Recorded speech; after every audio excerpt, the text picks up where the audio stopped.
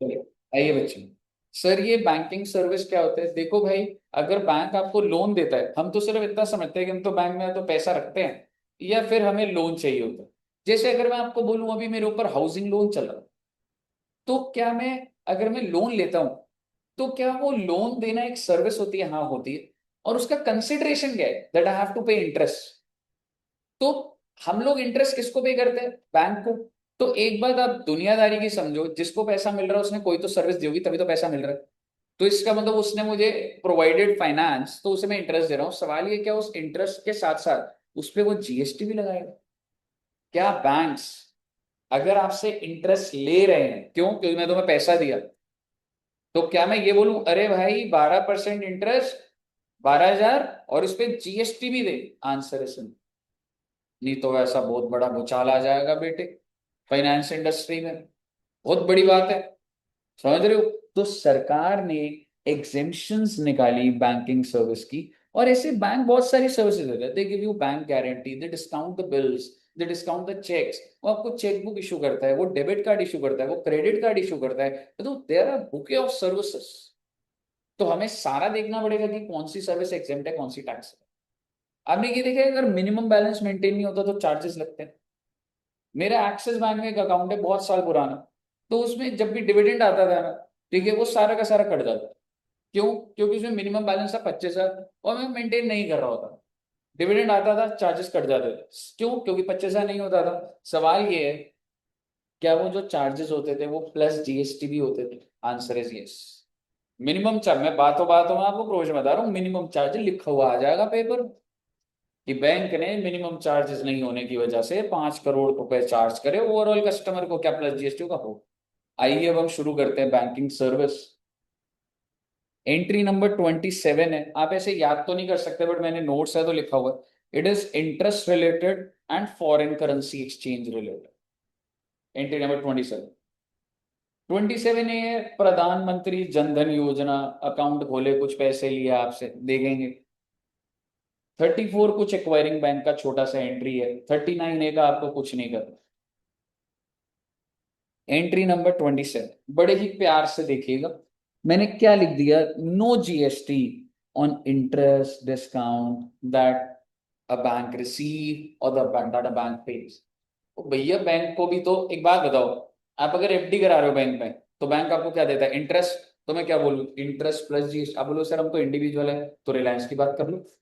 रिलायंस ने कितने करोड़ों की एफडी करा रखी हुई, उस पर उसको इंटरेस्ट आ रहा होगा। तो रिलायंस क्या बोलेगा? इंटरेस्ट भी लूंगा प्लस जीएसटी चार्ज करूँ? नहीं। यानी कि जो भी टाइम वैल्यू ऑफ मनी के बेसिस पे आपको इंटरेस्ट, बैंक इंटरेस्ट पे कर रहा है, मिल रहा है, उस पर जीएसटी के प्रोविजंस नहीं। तो सबसे पहला एग्जांपल, सबसे सिंपल। बैंक एक सर्विस प्रोवाइडर है और उसने लोन दिया है या एडवांस दिया है कितने रुपए का? 1 करोड़ का। और रेट ऑफ इंटरेस्ट कितना है? 12%। सो mister A will pay 12%, that is how much? 12 lakhs। क्या जीएसटी लगेगा? नहीं लगेगा। Why? Because of entry number 27, it is it's. Clear है बच्चे? और ठीक है, अच्छा, क्या क्या लिखा है? GST on interest is exempt. Discounting charges याद करो, बिल रिसेबल, बिल पेबल। 3 महीने का बिल है, जल्दी पेमेंट तो टाइम बेसिस पे ही होता था वो। एग्जेम्प्ट। इंपॉर्टेंट बात, क्रेडिट कार्ड का अगर पेमेंट टाइम पे नहीं करते हो, आज आपने शॉपिंग करी, ड्यू डेट है अगले महीने, आपने नहीं पे करा, इंटरेस्ट चार्ज हो। क्रेडिट कार्ड का धंधा ही ऐसे चल रहा है, ठीक है? तो क्या इंटरेस्ट लगता है, उस पर जीएसटी होता है 100%। तो ये वाला बात आपको ध्यान रखना है कि सर क्रेडिट कार्ड के ऊपर जो इंटरेस्ट चार्ज होता है उस पे जीएसटी है। हाँ, रेट 18 या बहुत ज्यादा लगता है। उनका रेट ऑफ इंटरेस्ट भी ज्यादा होता है 36, और 18 या 28 होता है, कम तो नहीं होता, बहुत बड़ा अमाउंट नहीं। Providing loan, overdraft facility, credit limit facility in consideration of interest except. मैं आपको लोन प्रोवाइड कर रहा हूँ, ओडी लिमिट दे रहा हूँ, कुछ पैसे लिए जाते हैं, ठीक है, तो बेसिकली वो भी क्या हो जाता है? Exam. Interest on corporate deposit, ये एफडी और सेविंग्स लिखा है मैंने। कॉर्पोरेट डिपॉजिट क्या है? बड़े बड़े कॉर्पोरेट से पैसे रख दिए 10,000 करोड़, तो उस पे क्या वो कॉर्पोरेट जीएसटी लगाएंगे? नहीं लगाएंगे। एग्जाम। इधर देखिए, जैसे कि रिलायंस है, रिलायंस ने एफडी कराई बैंक में, एफडी के ऊपर इंटरेस्ट, सेविंग्स के ऊपर इंटरेस्ट, करंट अकाउंट, लोन, सब एग्जेम्प्ट है जी।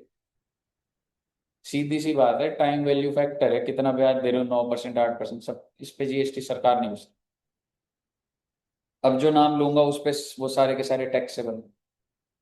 सर्विस चार्ज, फीस क्या होता है हमें कोई मतलब नहीं इसका, नाम आएगा मैं ध्यान रखना। Administrative charges, processing fees. आपको लोन चाहिए, ऐसे तो हर बंदा आता रहता है लोन चाहिए, पैसे लगेंगे, 10,000 रुपए का प्रोसेस, तभी बता पाऊंगा आपको कि लोन मिलेगा कि नहीं मिलेगा। जीएसटी लगेगा नहीं लगेगा उस पे बच्चे? बिल्कुल लगेगा।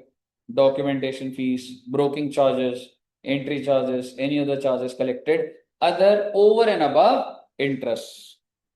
मुद्दा एकदम क्लियर है, इंटरेस्ट के अलावा अगर कोई और है तो वो टैक्सेबल हो जाएगा।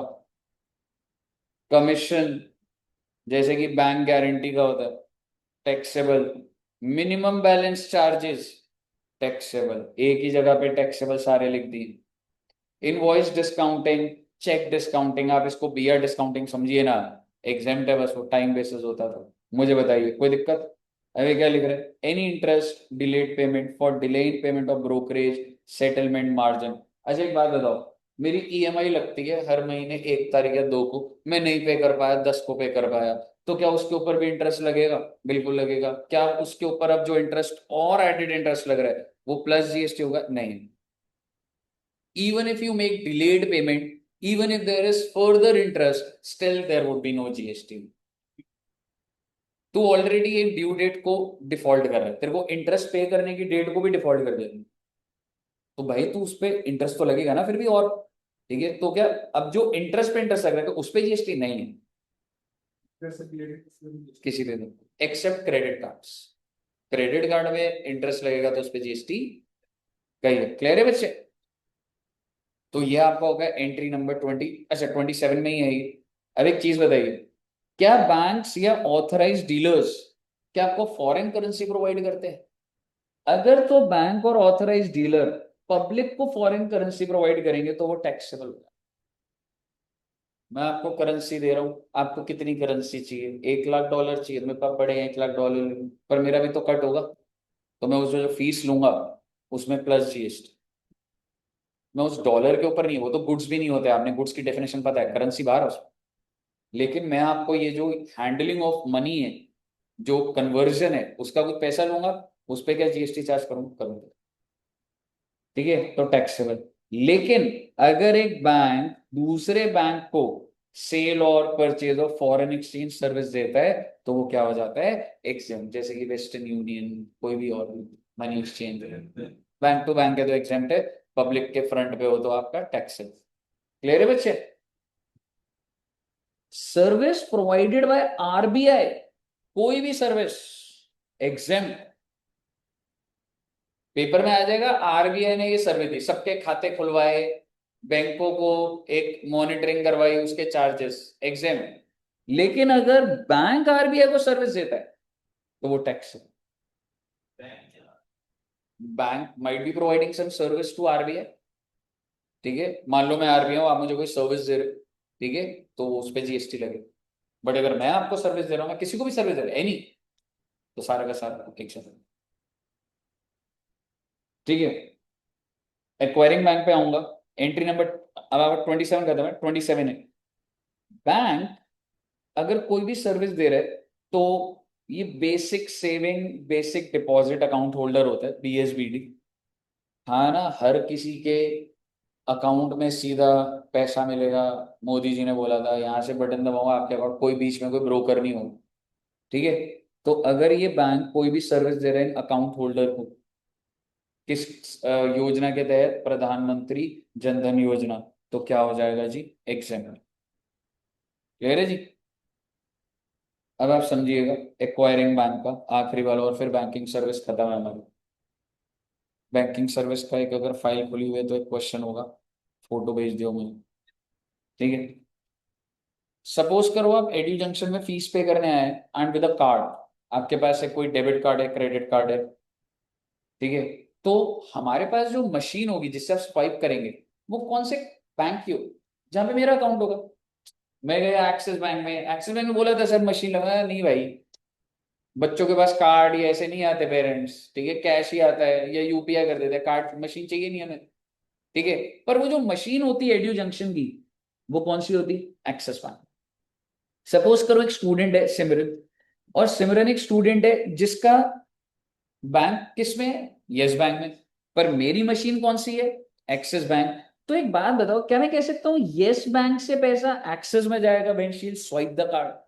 तो यस बैंक को एक्वायरिंग बैंक, कि भाई यस बैंक कहता है मैंने मैंने अपना कार्ड ऐसा बनाया कि तुम्हारी मशीन में लग पा रहा है, तो यस बैंक जो है वो एक्सिस बैंक से चार्जेस लेता है बच्चे।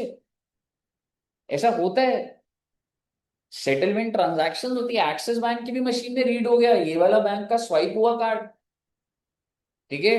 तो अब क्या हुआ कि मान लो सिमरन जी ने कितनी फीस पे करी? 15,000। तो अब क्या होगा, इसको आप एक्वायरिंग बैंक बोल लो यस बैंक को, या फिर आप क्या बोल लेंगे? Paying bank. अब क्या होगा, यस बैंक एक अलग से इनवॉइस इशू करेगा कि ये तुम्हारी फलाना मशीन में हमारा कार्ड स्वाइप हुआ है और उसका हमें पैसा चाहिए, 20 रुपए 100 रुपए पर ट्रांजैक्शन जो भी। तो क्या उस पे जीएसटी लगेगा? Answer is yes. लेकिन if the service by the acquiring bank is up to 2,000 rupees single transaction, अगर पेमेंट होती सिर्फ 1,500 की, तो एग्जेम्प्ट है। लेकिन अगर 2,000 से ऊपर की ट्रांजैक्शन होगी तो टैक्सेबल हो जाएगा। और यही लिखा हुआ है, service by acquiring bank is exempt to any person, में एक्सिस बैंक लिखा हुआ है, अप टू 2,000 पर ट्रांजैक्शन। कहिए साथ, क्लियर है? वो इनकी बैकएंड पे इनकी मर्जी होगी।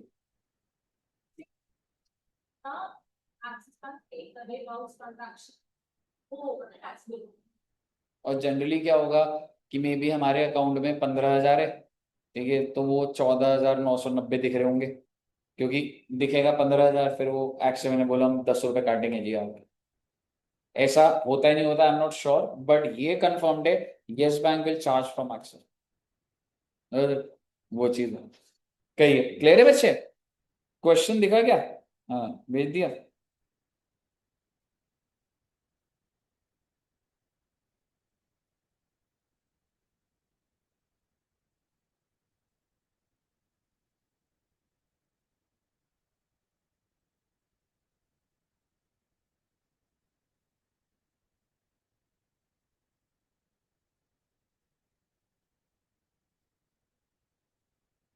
सीधा क्वेश्चन ही देखेंगे, मैं आपको आंसर बता दूंगा, और मतलब वो प्रेजेंटेशन जो है वो तो देख लेंगे, लेकिन सीधा एनालिसिस करेंगे बच्चों।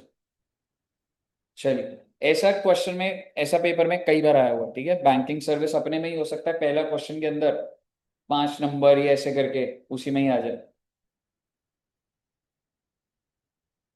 इसकी ब्राइटनेस कैसे बढ़ेगी मुझे पता नहीं है, कोई बात नहीं, थोड़ा बहुत तो दिख रहा है। लाइट बंद कर दी थोड़ी सी, रहने दे, मत करियो अभी। MS Apna Bank Limited is a scheduled commercial bank has furnished the following detail: extending housing loan to customer 100 crore का। भाई मैं लोन दे रहा हूं, ठीक है, तो ये कोई सर्विस, आई मीन टू से, इसमें कोई कंसिडरेशन थोड़ा ना, इंटरेस्ट की तो बात ही नहीं करी। Giving a loan is not a supply. आप इंटरेस्ट की बात करते ना, तब मैं बात करता इस पे, ठीक है। तो आप सिर्फ लोन दे रहे हो, क्या इसको मैं सप्लाई भी बोलूं? आंसर इज नो, ठीक है। तो इस पे तो जीएसटी ऑब्वियसली नहीं लग रहा हो, ठीक है। अगला बताइए, प्रोसेसिंग फीस, आप बताइए टैक्सेबल के exam. Taxable, commission collected on bank guarantee, taxable, bank guarantee taxable में लिखा हुआ। Interest income on credit card, taxable. Interest receive on housing loan, exam. Housing loan है जी, हाउसिंग लोन पे जो ब्याज है उस पे थोड़ा ना जीएसटी चार्ज करता हूं मैं। And last, minimum balance tax. अब अगर आपका प्रोविजन नहीं पता तो क्वेश्चन उड़ जाएगा, प्रोविजन पता है। सर लेकिन एक्सटेंडेड हाउसिंग लोन कुछ कस्टमर अगर ये सप्लाई नहीं मांग रहे तो ये तो शेड्यूल वन में पड़ा ही नहीं। शेड्यूल 1 तो वो था ना तेरा, कि वहाँ पे कंसिडरेशन पेड ही हाँ, सप्लाई हाँ, मांग रहे हैं। तो यहाँ पे नहीं नहीं, कंसिडर ऐसे थोड़ा ना, अलग चीज बोल रहा था, अलग से एक बार बात डिस्कस कर। ठीक है, वो चीज अभी ट्रैक पे नहीं। मुझे बताइए, क्लियर है बच्चे? तो ये आपका ऑनलाइन भी क्लियर है बच्चों को? ऋतिक जी, गोपेश, श्वेता यस जी? सर। Yes okay, sir. ठीक है जी। तो सर जी